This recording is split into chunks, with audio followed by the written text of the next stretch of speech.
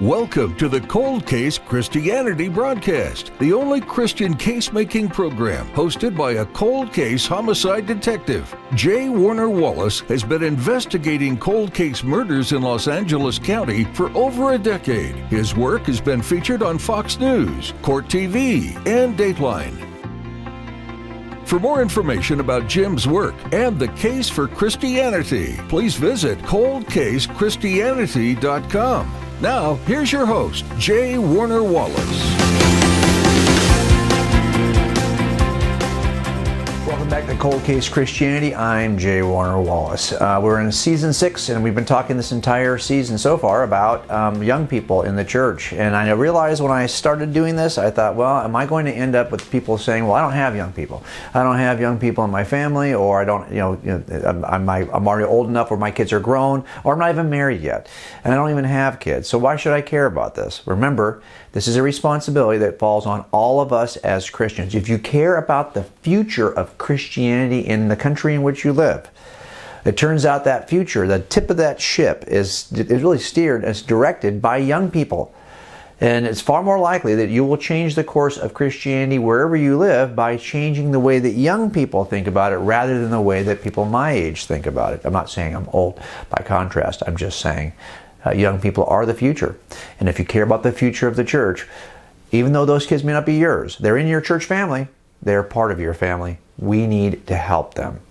So I've written a lot about this. This week we're going to talk about simple suggestions that'll challenge young Christians, even challenge you. Forget about young Christians. If all you wanted to do is you get challenged towards spiritual maturity, these techniques will challenge both you and young Christians toward spiritual maturity. Now, I've talked a lot about this on our website at coldcasechristianity.com. You'll see an article there that really outlines these strategies I'm going to give you. Also, there's an entire section in our blog and in our videos and in our podcast that deals with nothing but parenting and youth. So if you're interested in exploring more, we've got lots of videos, lots of podcasts, lots of written articles that really talk about why this is so important. And as a matter of fact, I've actually written a book with Sean McDowell called So the Next Generation Will Know. So the Next Generation Will Know is really focused on this issue. As a matter of fact, what I'm going to talk to you today is really part of one chapter from that book.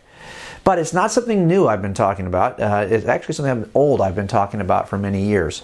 And that is this idea of turning teaching into training. We've been teaching young people for many, many years. It doesn't seem like it's stemming the tide of attrition of young people from the church, the departure of young people from the church. Instead, we need to shift toward action. And that's the difference between teaching and training. The only difference is that training is teaching with a test waiting, a calendared test.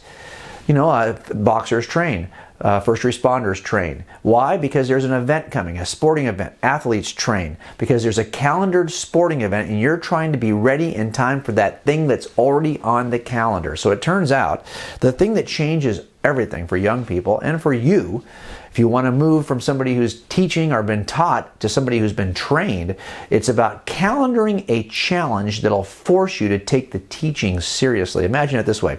If you were in a college classroom and that professor said, oh, we teach geometry, then you're enrolled in this geometry class, but there will not be any tests this semester. As a matter of fact, we don't believe in tests.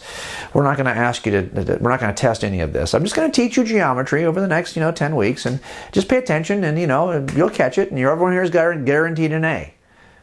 How much do you really think you're going to learn in that class? How much are you really going to pay attention? By the way, are you going to ever open that textbook or study that stuff outside of that class? No, because you've got other classes in which you do have a test, and you're going to spend time studying in those areas of study because a test is coming. Well, it turns out we can talk about our Christian beliefs either in the church with adults or with young people, but if you expect us to take these things seriously, we're going to have to calendar a test. There ought to be, as part of the church life, repeated tests. I think we assume sometimes as church leaders that we're going to talk about these issues with our congregations, and then we expect them to, on their own, go out and employ these. We're equipping you for the work of ministry, but we don't really get engaged in that. I mean, we're just going to give you some tools that'll help you share your faith, but unless we put an opportunity to share your faith on the calendar, then in which everyone who's part of this group is going to have to go, well, we're just trusting someone's going to do something that more than likely they're not going to do. More than likely they're not engaged regularly in any of these activities. And they're not even quite sure what skill set would be necessary because they've never had our leadership involved in showing them what it looks like to actually get out there and do it. So what we're going to do in this episode of Cold Case Christianity is talk about some of the ways that we have helped young people get out there and do it. And I recognize that you might be thinking, well, youth ministries have the ability to do this in large groups with a certain amount of organization and lots of students involved. How can I do this for myself? How can I do this as a parent? What's the approach we could take to accomplish this if we're not part of a youth ministry? What are the simple kinds of challenges we could put on the calendar that might change the way we think as Christians, might even change what we believe, might even change the way we interact, might make us better ambassadors for Jesus? Well, that's what I want to talk about. I'm going to give you a few today that you can do no matter who you are. Of course, I'll raise the bar and give you some more complex challenges also, but there are a number of challenges that you could embrace that will help you to grow in your own spiritual maturity and to grow the maturity of your students. If you've got students as a parent, if you've got students as a youth worker, if you've got students as a Christian educator. Let's take a break. We'll get back and we'll start giving you a list of the kinds of challenges that you can engage with your young people.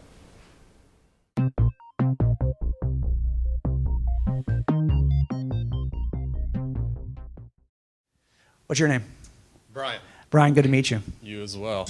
Thanks for coming to Columbus. You were great at XSI as well. Oh, thanks. Yes. So are you familiar with the Euthyphro dilemma? Yes.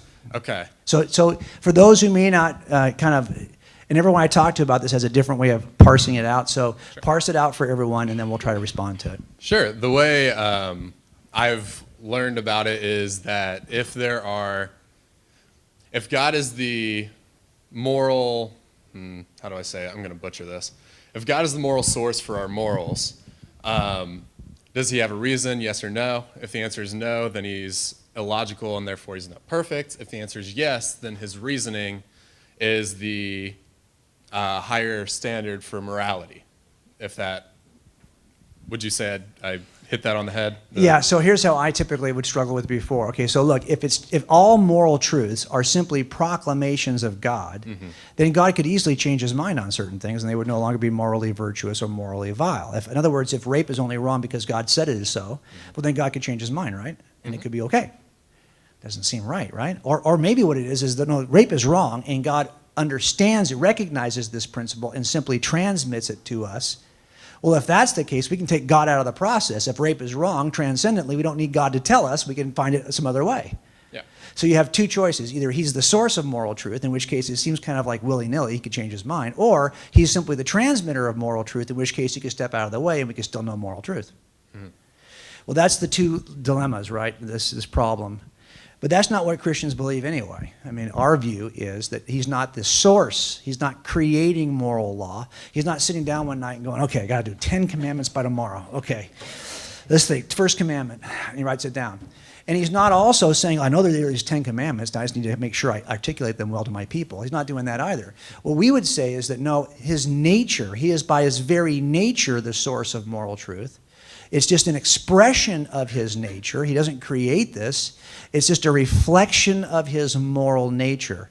If you put salt in water, you get salty water. Take the salt out, you have no salty water. Because we're in a universe governed by God, we have moral obligations. We sense the universe is salty. Take out the God, take out the salt, it's no longer salty. So we would say that moral truths are simply a reflection of his nature. They're simply what happens when God is in a universe. It becomes filled with his nature, and then we sense these obligations. It also becomes filled with his logical nature, and we also have the same logical constructs because that salt is also in the water. Yes. So that's how I would answer that. Perfect. Makes sense? Okay, yep. Sure.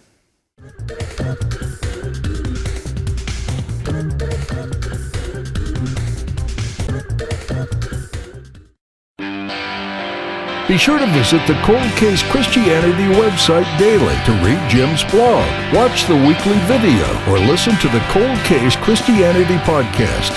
You'll also find great free resources, including the free downloadable monthly Bible insert. While you're there, be sure to sign up for Jim's daily Case Notes email. Cold Case Christianity is designed to help you become a better Christian casemaker.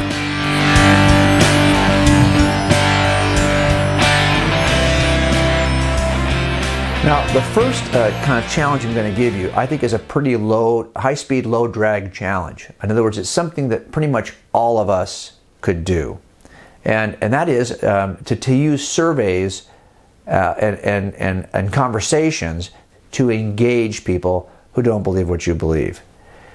I've put this on the calendar with my young people, and it really made a difference. In other words, you've heard of like one-day trips to the mall where you're going to share the gospel with people who don't. By the way, we would take students to UC Berkeley and to Salt Lake City to share the gospel, and those are pretty trying evangelistic endeavors.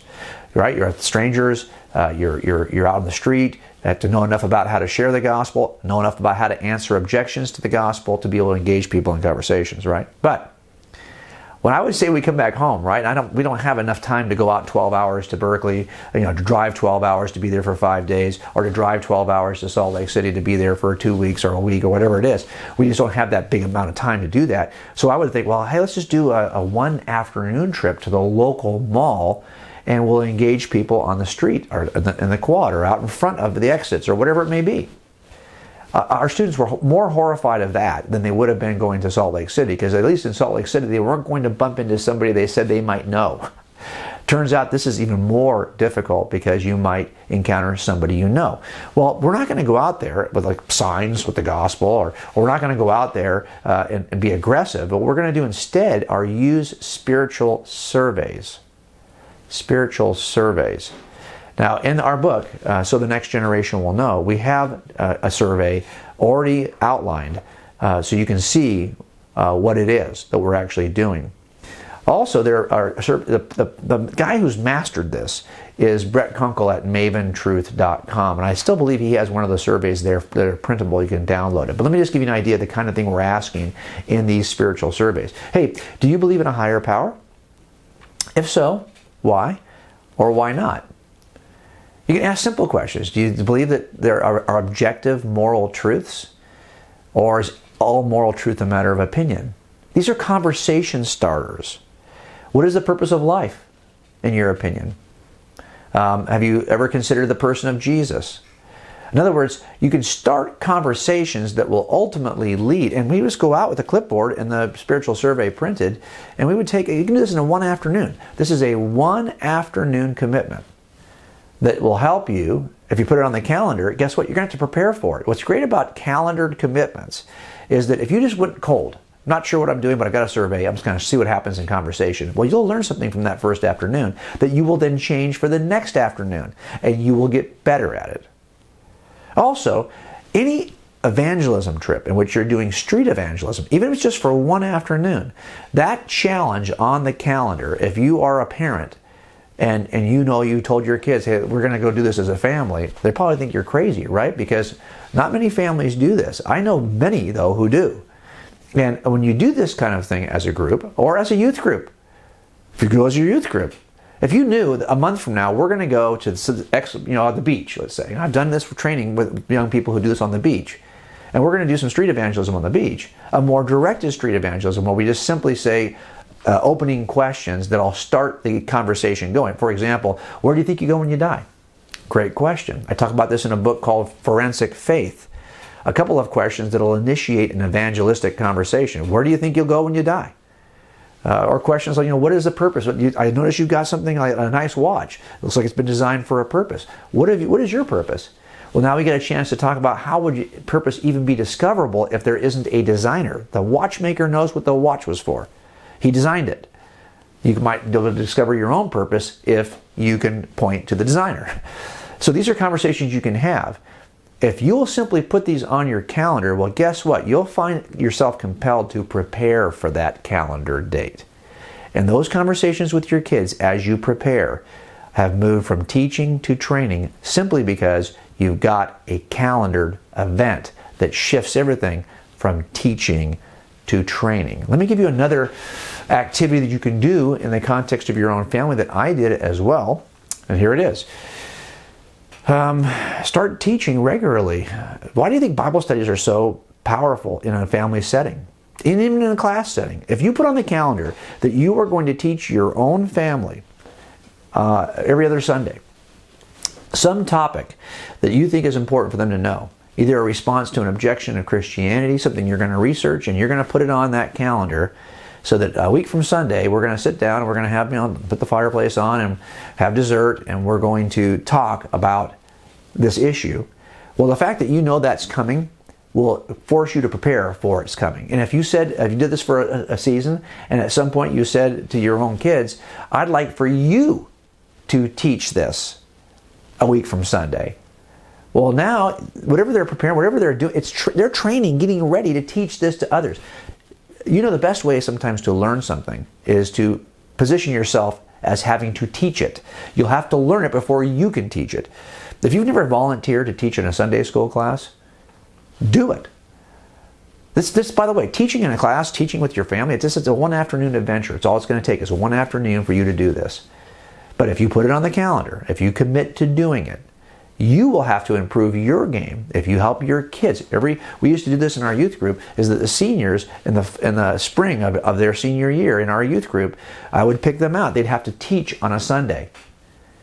And we'd get maybe 6 seniors who'd be willing to teach on a Sunday, and we would have them rotate in as teachers on Sunday from the pulpit, because we knew that they would spend so much time preparing.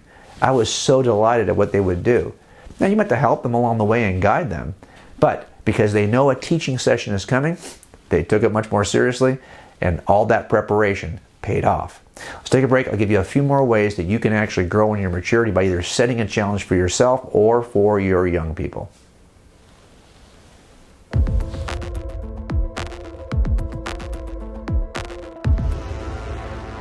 I'm now going to plagiarize some of my good friends who have given me good questions to ask. I've got a friend named James Picardo, for example, who wrote a book called Unsilenced. And here's a question that he always starts his spiritual conversations with. Are you ready? I think it's a cool question because it's diagnostic. He will say, what do you think happens when you die? I mean, this is a question he will launch out, whether he's standing next to somebody in a line at a coffee shop, or standing next to somebody waiting for a bus or a taxi, or if he's just anywhere. He will ask that simple question. Hey, how's it going? Yeah, I'm Jim. Yeah.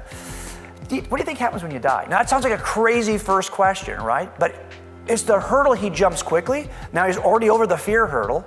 And it's a diagnostic question, because how that person answers the question will actually help you know where they are in their worldview. If they tell you, for example, well, nothing happens, or they tell you, I think you're reincarnated, or you're going to find out what their metaphysical beliefs are by simply asking that question. It's a great question. But there's a better one, maybe a better one, that my friend Frank Turek taught me to ask some time ago. And that's this one, equally diagnostic.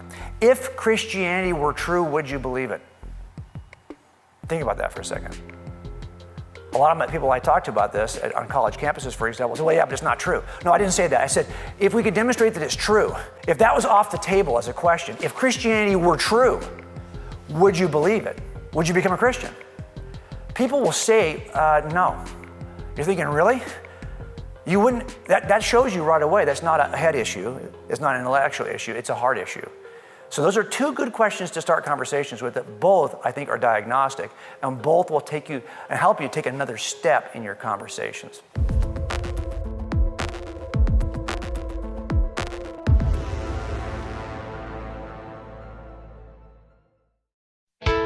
Jay Warner and Susie Wallace have written 3 kids' books to help children know the truth and defend it in the public square. All 3 books mirror Jay Warner's adult books, chapter by chapter. And best yet, the kids' books are written as fictional stories that will turn your kids into detectives as they solve mysteries and learn about Christianity.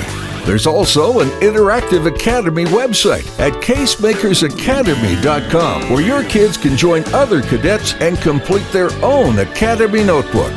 Each course has free videos, activity sheets, and more. Your young readers can even earn their own Junior Detective graduation certificates and appear on the Honor Cadet Wall. Be sure to visit casemakersacademy.com to learn more.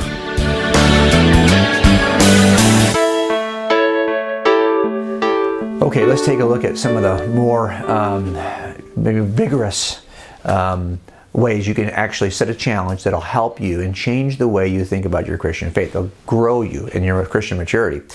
We're in a technological environment right now that has great opportunities for us to share the gospel. Here's one. How about creating a YouTube video or a blog entry? This is a great project to use with young people as well. I remember when we would go to UC Berkeley, we would go with our students to UC Berkeley to engage atheists on the campus of UC Berkeley. But we would ask them at the end of that week we were there, we would tell them, hey, on Friday we're going to videotape you. We want you to teach some apologetic content that we're going to film and make a video of it. So I would see that every night of that week that we were gone, they would be spending that night preparing this video, rehearsing it, getting ready, because it would go live, and you don't know who's going to see that video. When you force yourself to set a calendar so that you're going to create a video like the one I'm creating right now, well, you have to prepare in order to create that video. And that preparation is worth the money. That's the money line, is the preparation. I love what the preparation does in the life of our young people. Let me give you another option for a challenge you can set on your calendar that'll force you to mature as a Christian. Well, something simple as service, a full day, an afternoon, simple as service. Remember, not everything I'm trying to do is trying to teach theology. I call this tab training. Theology, apologetics, behavior. Those are the three things that I'm trying to achieve in the life of young people. Theology, apologetics, behavior. But what do I mean when I talk about things like social justice, in which it really is a behavior component, right? Like how ought we behave as Christians? Well, unless I actually serve in a way that shows, look, when we spent time on Skid Row with homeless people, our students got, number one, the chance to exercise their compassion and empathy, but more importantly, they learned what the common conditions were of the homeless. And they had a notion of what homelessness looked like until we went to Los Angeles to Skid Row and actually got to see it. And this is an important way. And by the way, we've talked about social justice for weeks and about service and how we are to love and how we are to live as Christians before we went to that. And I guarantee you they paid more attention knowing they were going to spend an afternoon on Skid Row. Let me give you another way that you can engage a challenge that'll grow your maturity. How about just visiting a local university campus? Now, we would take people to campuses like Berkeley for an entire week in which we would engage non-Christians, either as faculty or as students, and interact with them from a Christian worldview. We would use those spiritual surveys, right, that you could use anywhere. They also work really well on campuses. But you don't have to be gone for a week at a university campus to have that kind of impact. If you just calendared one afternoon, told your kids or your students at either in youth pastorate or at a Christian high school, that you're going to spend an afternoon on what you hope that most campuses are not necessarily hostile, but are benign or apathetic toward the Christian worldview. Well, this is a great opportunity to engage young people who are just 5 years ahead of your students. And they're on a college campus, and either they don't care about things of God or they're hostile to the things of God. These are some great conversations we're going to have. By the way, anything you do to train before you go, in which you kind of talk about the common objections to Christianity, your young people are going to pay attention to those conversations you're having with them because they know they're about to visit a local university to use a spiritual survey. We always debrief these afterwards so we can talk about what did you encounter, what could you have done better, what did you learn, what's the next point we want to consider, how can we train better for this event. These are things we can talk about after we've been on the campus for one day. And by the way, the campuses are open. You're not going to have a problem going as a parent with 2 kids or as a student group or as a high school in order to engage. You can even arrange by calling. You can look online to see what the student clubs are that are the atheist clubs. You may even be able to get a chance to interact with an atheist group if you call in advance. Let me give you another one that I thought was really a lot of fun, and that is to visit a religious community or a facility. And you call, I guarantee you, if you call your local Universalist church, for example, or even a mosque, and just tell them you've got a Christian group of students who would love to get a tour and interact with a leader in that facility, they'll say yes. We've done this a number of times. And you can certainly enter, and you have to be polite. You have to train your kids in advance on how to interact, how to ask good questions, because most of the interaction is going to be in the form of penetrating questions that your kids are going to ask. A book like Tactics by Greg Koukl is a great way to start to get ready to interact with non-believers or believers of some other theistic system. But a trip to a local mosque, to a local church of a religious view that is very different than your own, does have an impact on the lives of young people. Let me give you one last one that almost anyone can do, and that is to serve at a local mission or ministry for a day. Again, just like our trips to Skid Row, we talk about how our worldview, how our theology as Christians ought to impact our behavior, right? Like we ought to have a different way of treating the lost, of treating the poor, of treating the homeless, based on our Christian worldview. But most of what young Christians think about this is not necessarily biblical. It gives me a chance to talk about the biblical case for biblical justice, to compare it to what we think of as secular social justice, and then to engage people in a way that transforms their lives. But you have to put this on the calendar and then use that chance. Sometimes we just put this service project on the calendar without thinking about how we could use it as a calendar challenge that could cause us to train differently. No, I want to put it on the calendar, and then I want to spend that time before we go as a family, or before we go as a church, or before we go as a school, to train toward the challenge. Everything I've just described for you in this episode are opportunities for you to train toward the challenge. I don't just have some unrelated curriculum and I just pop in a missions trip. No. The missions trip becomes the focal point of that season of curriculum. I am training toward that challenge. And that's something you could do too. All of these things I've just mentioned to you can be accomplished in a family setting, in a youth group setting, or in a Christian education setting. All of them. So if you think, well, my youth group doesn't do that kind of stuff, my school doesn't do that kind of stuff, well, then you do it as a family. We can do this, but making sure we act and move together. By the way, this is one of those things that recent surveys have shown, that if your kids are engaged with you in these forms of service, in these forms of interaction, in these forms of evangelism, they have a far higher chance, better chance of having the faith passed on to them than they would if you didn't do these things together as a family. So I want to give you some ways to move. There's a lot more in the book so the next generation will know. And I hope these are helpful to you as you consider how to grow your own kids and to grow yourself in your spiritual maturity. I'll see you right here next week at Cold Case Christianity. Thanks for joining us at the Cold Case Christianity broadcast. If you're interested in more information about this week's topic, please visit coldcasechristianity.com. For a thorough investigation of the reliability of the New Testament Gospels and the case for Christianity, be sure to purchase Cold Case Christianity, God's Crime Scene, Forensic Faith, and Alive.